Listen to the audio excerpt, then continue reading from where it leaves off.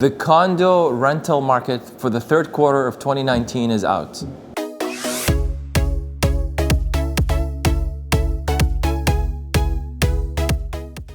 Hi there, I'm Nawar Naji, a real estate broker with Chestnut Park Real Estate in the city of Toronto.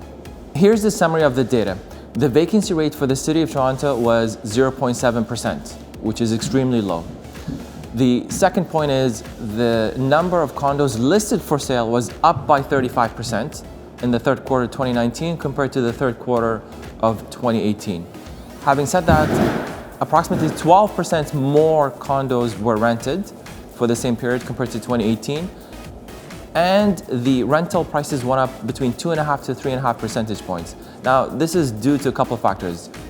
Although there was more supply and more transactions from the rentals that took place in that third quarter, but because of the strong demand and low vacancy, rental prices still went up 2.5 to 3.5%.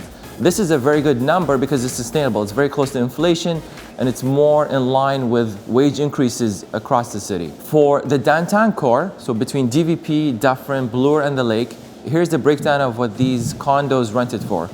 Bachelors rented for an average of $1,900, which is just crazy. That's such a high number. One bedrooms rented for $2,300, two bedrooms for $3,200, and three bedrooms for $4,200 per month. With rent control scrapped as of November 15, 2018, we're seeing more developers talking about and proposing purpose-built rentals in the city.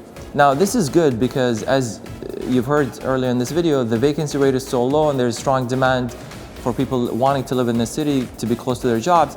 We need more supply of housing, and having more supply of rentals hopefully should moderate that increase of rent prices. So again, if it's in that inflation range of 2 to 3%, it's more sustainable and affordable over the long term, which is good because now people can live in the city, be close to work and be close to their jobs. On the flip side, if rent prices skyrocket into the double digits where you get into this 10, 12, 15, 20% annual appreciation, that is not good. Yes, it might sound attractive from a landlord perspective, but in reality, that's a short-term gain because eventually what will happen is tenants will say, you know what, that's it, I've had enough, I can't live in the city, it's too expensive, I will live somewhere else further out. So they will move to other geographic locations, and that potentially for them can say, you know what, I'm not gonna work in this city, I don't wanna drive or take the train for 2 to 3 hours a day, I would look for a job outside the city.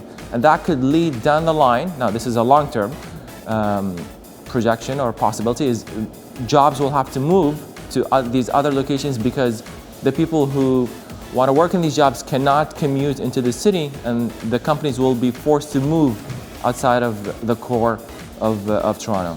If you're looking to invest in real estate or contemplating buying an investment property, please feel free to reach out. I'd be more than happy to share with you my investment strategies since 2006. And last but not least, make sure you like, comment, and subscribe. And until next time, happy investing.